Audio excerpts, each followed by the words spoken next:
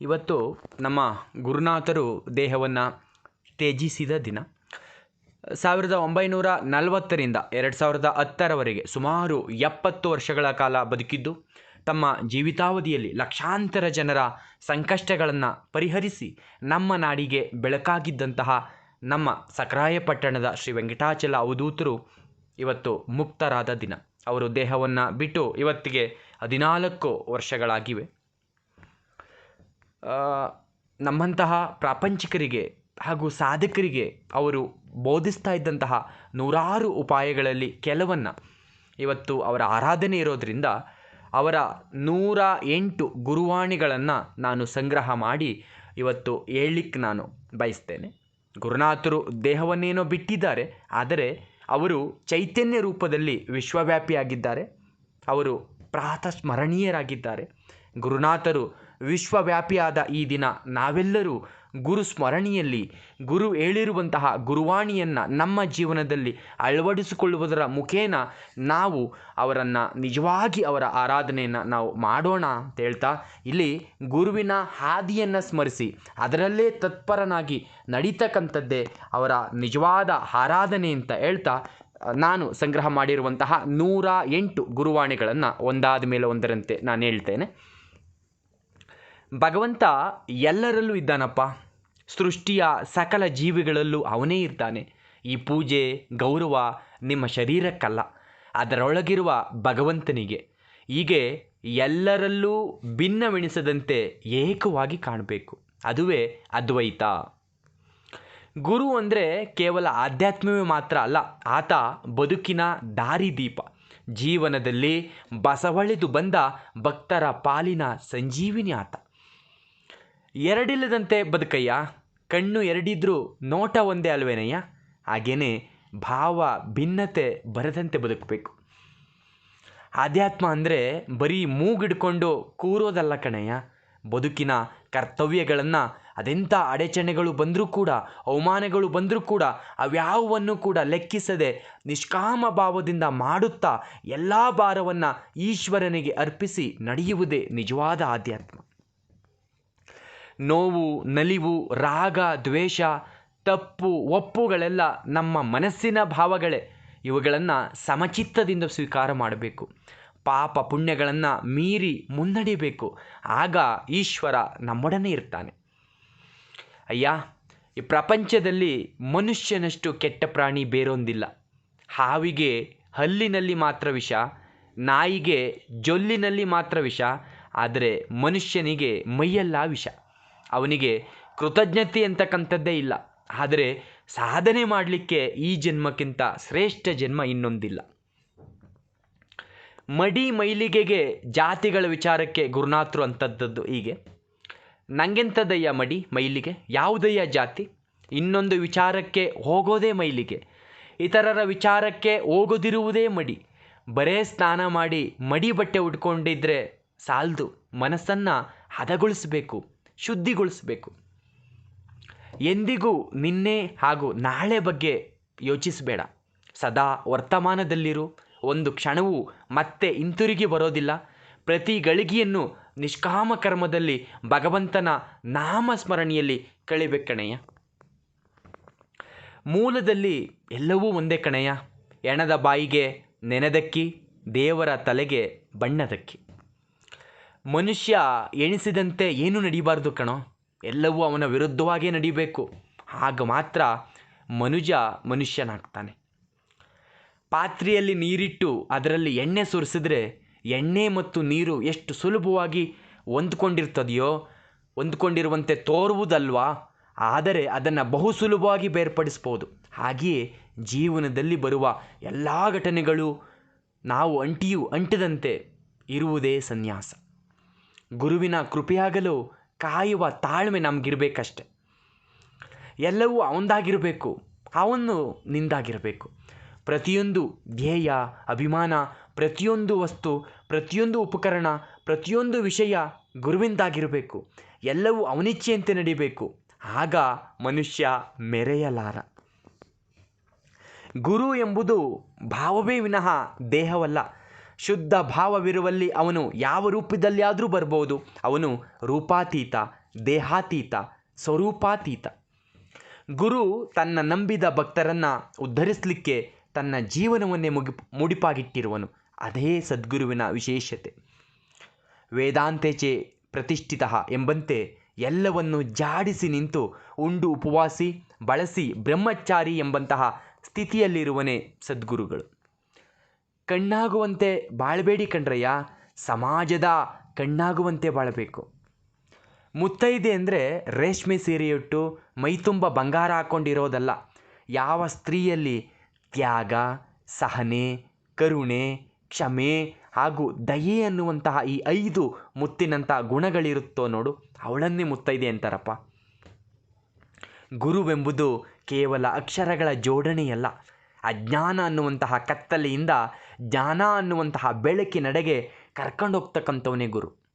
ಗುರುವೆಂದರೆ ಜಗತ್ತು, ಗುರುವೆಂದರೆ ಸರ್ವಸ್ವ. ನಾನೆಂಬ ಅಹಂಭಾವವನ್ನು ಬದಿಗೊತ್ತಿ ಸಂಪೂರ್ಣ ಶರಣಾದರೆ ಅನುಗ್ರಹವನ್ನು ಪಡೆಯಬಹುದು. ಗುರುವೆಂಬ ದೇಹವನ್ನು ಎಷ್ಟು ಬಾರಿ ನೋಡಿದರೂ ನಮ್ಮೊಳಗಿನ ನಾವು ಬದಲಾಗದ ಮೇಲೆ ಏನು ಉಪಯೋಗ? ಅವರು ಮನಸ್ಸಿಗೆ ಬಂದರೆ ಸಾಕು, ಅದುವೇ ಭಾಗ್ಯ, ಅದೇ ಜ್ಞಾನಸ್ಥಾನ. ಅರಿವೆಂಬ ಜ್ಞಾನದಿಂದ ಹಿದ್ದಿಲೆಂಬ ಬೆಂಕಿಯನ್ನು ಹಚ್ಚಿ ಜ್ಞಾನದ ದೀಪವನ್ನು ಬೆಳಗು, ಅಂದರೆ ಜ್ಞಾನಾನಂದನಾಗುವಂತ. ಈಶಾ ಪ್ಲಸ್ ವರ, ಈಶ್ವರ ಅಂದರೆ ಬೇಡಿದ್ದನ್ನು ನೀಡುವಾತ ಅಂತ. ಸದಾ ಅವನ ಸೇವೆಯಲ್ಲಿದ್ದು ಕರ್ತವ್ಯ ನಿರತನಾಗು. ಅವನನ್ನು ಏನೂ ಕೇಳಬೇಡ, ಎಲ್ಲವನ್ನ ಅವನೇ ನೀಡ್ತಾನೆ ಕಣಯ್ಯ. ಗುರು ಕಾಯಲೇಬೇಕು, ಕಾಯಲೇಬೇಕು. ಒಂದು ಸಾರಿ ಶಿಷ್ಯರು ಗುರುವೆಂದು ಒಪ್ಪಿ ನಮಸ್ಕರಿಸಿದ ಮೇಲೆ ಶಿಷ್ಯನನ್ನು ಕಾಯೋದೇ ಗುರುವಿನ ಕೆಲಸ. ಕಾಯೋದು ಅಂದರೆ ರಕ್ಷಣೆ ಮಾಡೋದು ಅಂತ ಅರ್ಥ ಅಷ್ಟೆ. ಒಂದು ಬಾರಿ ಗುರುವೆಂದು ಕರೆದರೆ ನಿಮ್ಮ ಭಾರವೆಲ್ಲ ಗುರುವಿಂದಾಗ್ತದೆ. ಗುರುವಿಗೆ ಅಸಾಧ್ಯವೆಂಬುದೇ ಯಾವುದೂ ಇಲ್ಲ. ಅವ ಕಾಲಾತೀತ, ಸಮಯಾತೀತ, ದೇಶಾತೀತ, ಸೃಷ್ಟಿಯ ಪರಮ ರಹಸ್ಯ ಎಲ್ಲವೂ ಕೂಡ ಒಬ್ಬ ಸಮರ್ಥ ಗುರುವಿನ ಅಧೀನ. ಗುರು ಅಂದರೆ ಒಂದು ಖಜಾನೆ. ಆ ಖಜಾನೆಯ ಕೀಲಿಕೈ ಸದಾ ನಿಮ್ಮದಾಗಿರಬೇಕು. ಗುರುಗೋಪ್ಯ, ಆ ಆಂತರ್ಯದ ದರ್ಶನ ಕೇವಲ ದರ್ಶನಕ್ಕಷ್ಟೇ ವಿನಃ ಪ್ರದರ್ಶನಕ್ಕಲ್ಲ. ಗುರು ಮಾತನಾಡಲೇಬೇಕು ಎಂಬುದಿಲ್ಲ. ದೃಷ್ಟಿ ಮಾತ್ರದಿಂದಲೇ ಏನು ಬೇಕಾದರೂ ನೀಡಬಲ್ಲ ಅನಂತ ಶಕ್ತಿ ಅವನಿಗಿದೆ. ಸಮುದ್ರಕ್ಕೆ ಪ್ರಪಂಚದ ಎಲ್ಲೆಡೆಯ ನದಿಗಳು ಬಂದು ಸೇರ್ತಾ ಇದ್ದರೂ ಕೂಡ ಅದು ತನ್ನ ಎಲ್ಲೆಯನ್ನು ಮೀರೋದಿಲ್ಲ. ಹಾಗೆ ಸಾಧಕನೂ ಕೂಡ ವಿಷಯಾಶಕ್ತಿಗಳಿಗೆ ಮನಸ್ಸನ್ನು ಕೊಡದೆ ಸಮುದ್ರದಂತೆ ಸ್ಥಿತಪ್ರಜ್ಞನಾಗಿರಬೇಕು. ಗಿರಿಯಂತೆ ಮಳೆಗೂ ಬಿಸಿಲಿಗೂ ಗಾಳಿಗೂ ಜಗ್ಗದೆ, ಅಂದರೆ ಸನ್ಮಾನಕ್ಕೆ ಹಿಗ್ಗದೆ ಅಪಮಾನಕ್ಕೆ ಕುಗ್ಗದೆ ಅಚಲ ಮನಸ್ಥಿತಿಯನ್ನು ಹೊಂದಿ ಸಾಧನೆ ಮಾಡಬೇಕು ಕಣಯ್ಯ. ಎಲ್ಲವೂ ನೀನೇ ಆಗಿ ಯಾವುದು ನೀನಲ್ಲವಾಗಿ ಇರ್ತೀಯೋ ಅದೇ ನಿಜವಾದ ಗುರುತತ್ವ. ತಿಳಿತೆ? ಹರ ಮುನಿದರೆ ಗುರು ಕಾಯಬಲ್ಲ, ಗುರು ಮುನಿದರೆ ಹರನೂ ಕಾಯಲಾರ. ಎಷ್ಟೇ ಬಲ್ಲವನಾದರೂ ಹೂವಿನಂಥ ಮೃದು ಸ್ವಭಾವ ಹೊಂದಿರಬೇಕು. ಸದಾ ತಾನು ಆನಂದದಿಂದಿದ್ದು ಬೇರೆಯವರಿಗೂ ಆನಂದವನ್ನು ಈಯಬೇಕು. ಮನುಷ್ಯ ಜನ್ಮ ಸಾರ್ಥಕಪಡಿಸ್ಕೊಳ್ಬೇಕಾದರೆ ಗುರುಕೃಪೆಯಿಂದ ಮಾತ್ರ ಸಾಧ್ಯ.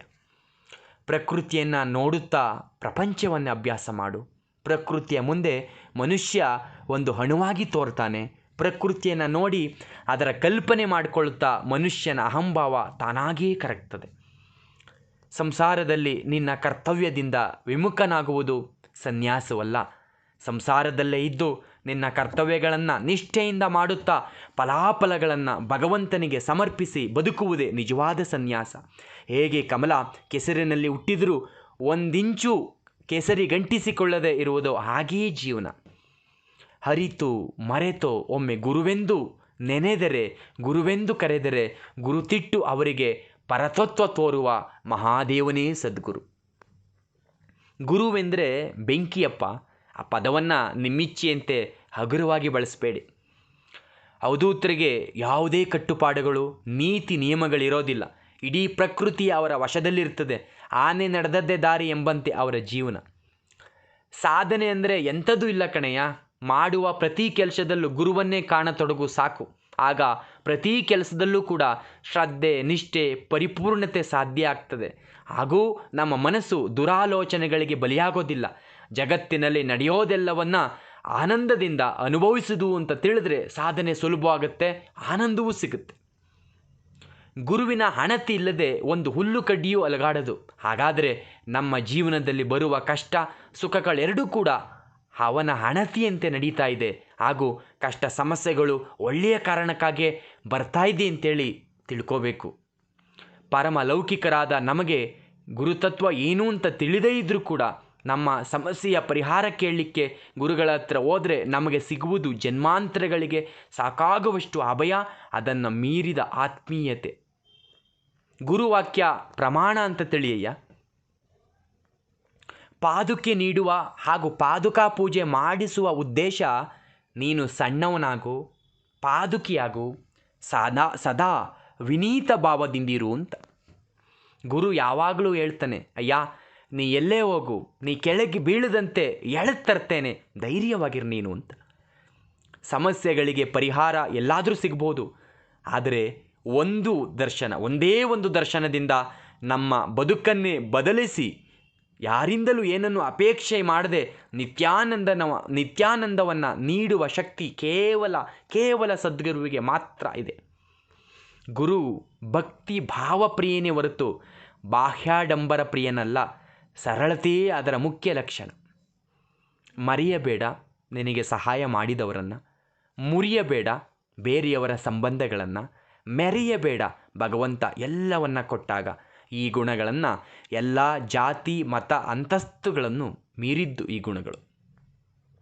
ಗುರು ದಂಡಿಸುವುದರಲ್ಲಿ ಮತ್ತು ನಮ್ಮ ತಪ್ಪನ್ನು ತಿದ್ದುವ ರೀತಿಯಲ್ಲಿ ಅಸಾಮಾನ್ಯ ಪ್ರೀತಿ ಕರುಣೆ ತುಂಬಿರುತ್ತದೆ. ಗುರು ಒಬ್ಬ ಅನಂತ ಸಂಸಾರಿ, ಆತ ಕರುಣಾಸಾಗರ. ಹೀಗಿದ್ದು ಪ್ರಾಪಂಚಿಕ ವ್ಯವಹಾರದಲ್ಲಿ ಆತ ಪಕ್ಕಾ ಲೆಕ್ಕಾಚಾರಿ.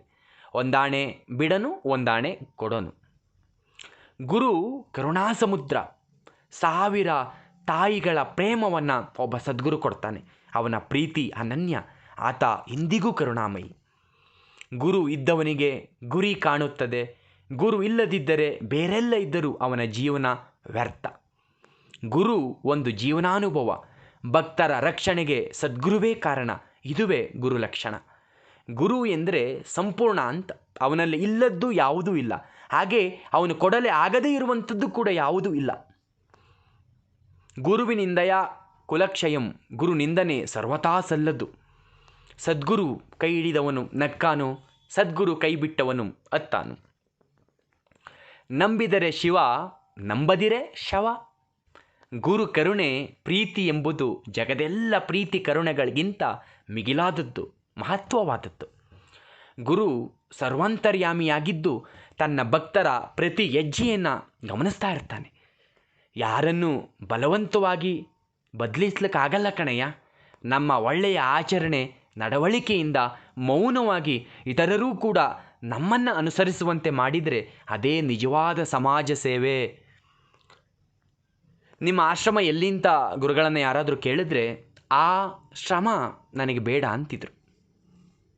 ಗುರು ಎಂದಿಗೂ ಯಾರನ್ನು ಬನ್ನಿ ಅಂತ ಕರೆಯೋಲ್ಲ.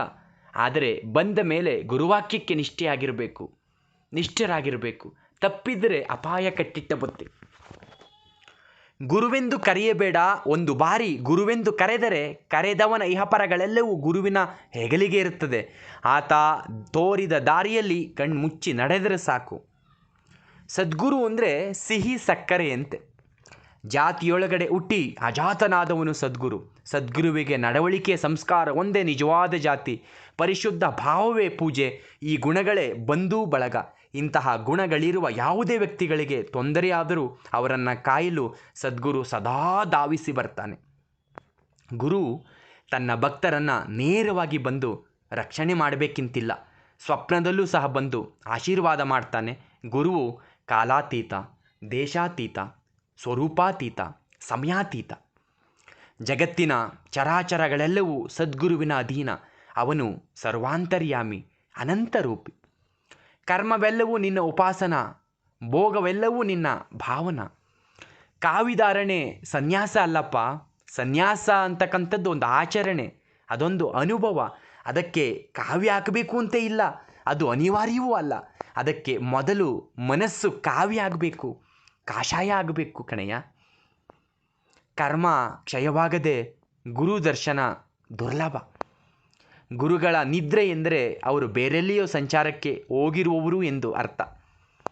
ಸದ್ಗುರು ಕೇವಲ ಭಕ್ತರ ಕೂಗಿಗೆ ಓಗೊಡುವುದು ಮಾತ್ರವಲ್ಲ, ಸೃಷ್ಟಿಯ ಸಕಲ ಚರಾಚರಗಳೆಲ್ಲದರ ಕಷ್ಟಗಳಿಗೂ ಸ್ಪಂದಿಸುವವನು. ಅವನೇ ಸದ್ಗುರು, ನಿಜವಾದ ಸದ್ಗುರು. ಇದು ಸದ್ಗುರುವಿನ ಲಕ್ಷಣ.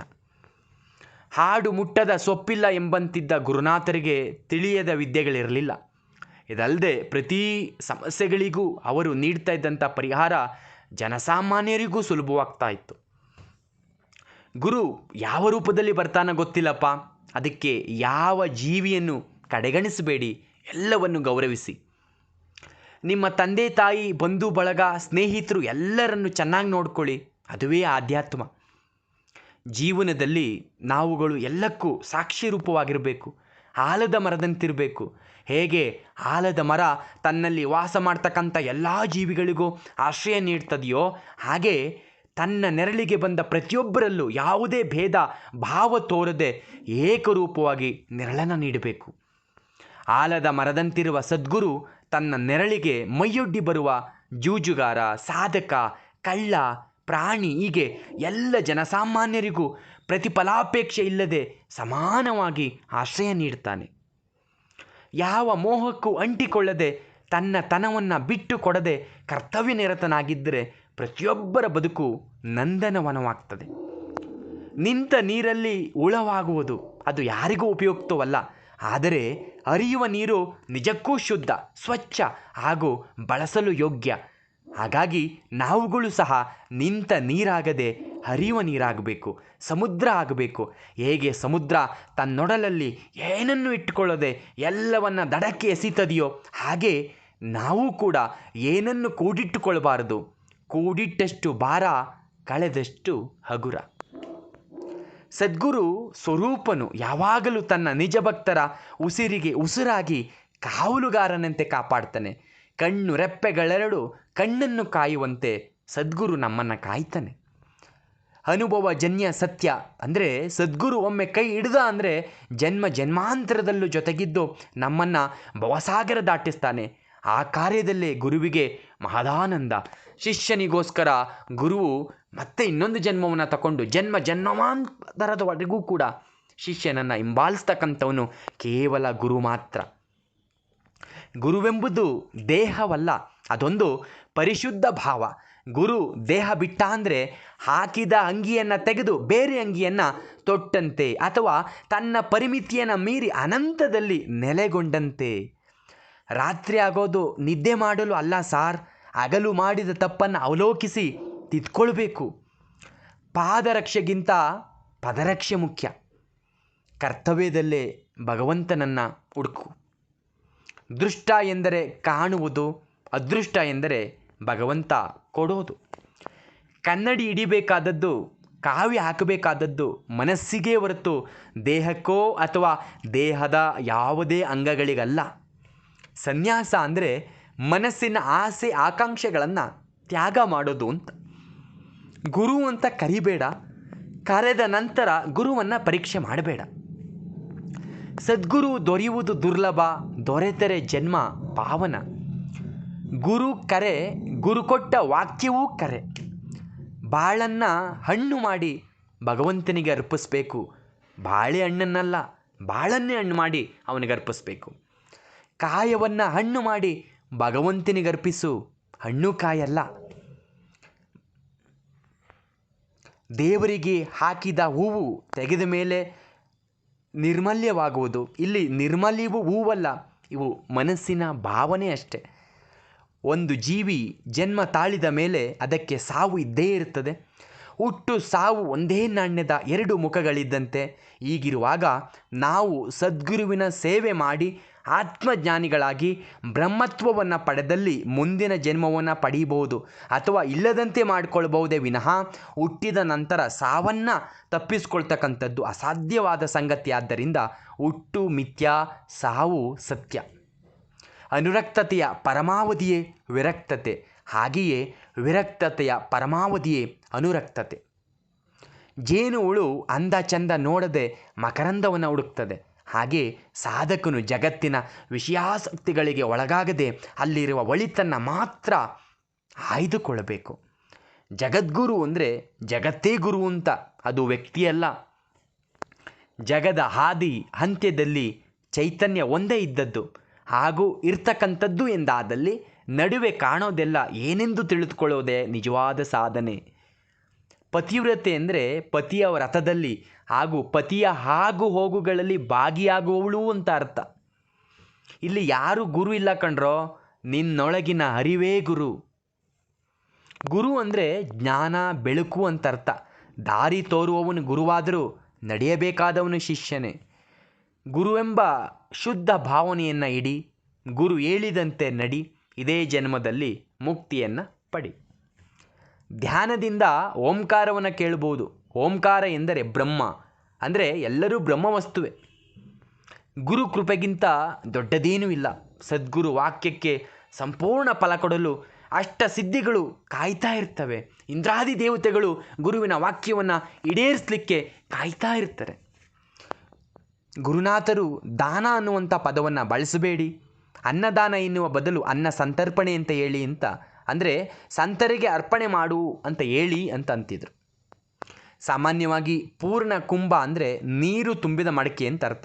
ಆದರೆ ಮಹಾನುಭಾವರು ಬಂದಾಗ ನೀರು ತುಂಬಿದ ಕಲಶವನ್ನು ಹೂವು, ಮಾವಿನೆಲೆ, ತೆಂಗಿನಕಾಯಿಯಿಂದ ಅಲಂಕಾರವನ್ನು ಮಾಡಿ ಮಂತ್ರ ಮುಖೇನೆ ಅಥವಾ ನಾಮ ಸಂಕೀರ್ತನೆಯಿಂದ ಬರಮಾಡಿಕೊಳ್ತಾರೆ. ಇದರ ಅರ್ಥ ಕುಂಭ ಅಂದರೆ ದೇಹ, ಕಾಯಿ ಅಂದರೆ ಜ್ಞಾನ ಕೇಂದ್ರವಾದ ಶಿರ. ಈ ಕಾಯವನ್ನು ಅಂದರೆ ದೇಹ, ಮನಸ್ಸು, ಬುದ್ಧಿಯನ್ನು ಸಂಪೂರ್ಣವಾಗಿ ನಿನಗೆ ಅರ್ಪಿಸ್ತಾ ಇದ್ದೇನೆ, ನಿನಗೆ ತಿಳಿದಂಥ ಸರಿದಾರಿಯಲ್ಲಿ ನನ್ನನ್ನು ನಡೆಸಿ ನನ್ನನ್ನು ಉದ್ಧಾರ ಮಾಡು ಅಂತ ಹೇಳುವ ಶರಣಾಗತಿಯ ಸಂಕೇತ ಅಂತ ಗುರುನಾಥರು ಹೇಳ್ತಾ ಇದ್ರು. ಗುರುವೆಂಬ ಅನಂತ ಸಾಗರದಲ್ಲಿ ಈಜ್ತಕ್ಕಂಥದ್ದು ಸುಲಭವಾದ ಮಾತಲ್ಲ. ನಾವು ಈ ಸಾಗರದಲ್ಲಿ ತೇಲ್ತಾ ಇದ್ದೀವಿ ಎನ್ನುವಂಥ ಅಹಂಭಾವವೂ ಕೂಡ ನಮಗೆ ಬರಬಾರದು. ಪೂರ್ವ ಜನ್ಮದ ಸುಕೃತವೋ ಅಥವಾ ಇನ್ಯಾವುದೋ ಕಾರಣಕ್ಕೆ ನನಗೆ ಗುರುವಿನ ಆರಾಧನೆಯ ದಿನ ಗುರುವಿನ ಪದಸೇವೆ ಮಾಡುವ, ಗುರು ಹೇಳಿರುವಂತಹ ಅವರ ವಾಣಿಯನ್ನು ಹೇಳುವಂತಹ ಅವಕಾಶ ದೊರಕಿದ್ದು ನನ್ನ ಮಹಾಪುಣ್ಯವೇ ಸರಿ. ಪದಸೇವೆ ಅಂದರೆ ಗುರು ತೋರಿದ ದಾರಿಯಲ್ಲಿ ಕಣ್ಣು ಮುಚ್ಚಿ ನಡೀತಕ್ಕಂಥದ್ದು. ಇಲ್ಲಿ ನಾನು ಹೇಳಲಿಲ್ಲ, ನಡೆಸಿದವ, ಹೇಳಿಸಿದವ ಗುರುನಾಥರು. ಹಾಗಾಗಿ ತಪ್ಪು ಒಪ್ಪುಗಳೆಲ್ಲ ಅವರಿಗೆ ಸಮರ್ಪಣೆಯನ್ನು ಮಾಡಿ ಇವತ್ತಿನ ಗುರುವಾಣಿಯನ್ನು ಇಲ್ಲಿಗೆ ನಾನು ಮುಗಿಸ್ತಾ ಇದ್ದೇನೆ. ಯಾರ್ಯಾರು ಇನ್ನೂ ಯೂಟ್ಯೂಬ್ ಚಾನೆಲ್ಗೆ ಸಬ್ಸ್ಕ್ರೈಬ್ ಆಗಿಲ್ಲ, ದಯವಿಟ್ಟು ಸಬ್ಸ್ಕ್ರೈಬ್ ಆಗಿ ಗುರುಭಕ್ತಿಯನ್ನು, ಗುರುತತ್ವವನ್ನು ಎಲ್ಲ ಕಡೆ ಪ್ರಸಾರ ಮಾಡಲಿಕ್ಕೆ ನನಗೆ ಸಹಕಾರವನ್ನು ಮಾಡಿ ಅಂತ ಕೇಳ್ತಾ ಎಲ್ಲರಿಗೂ ನನ್ನ ನಮಸ್ಕಾರ.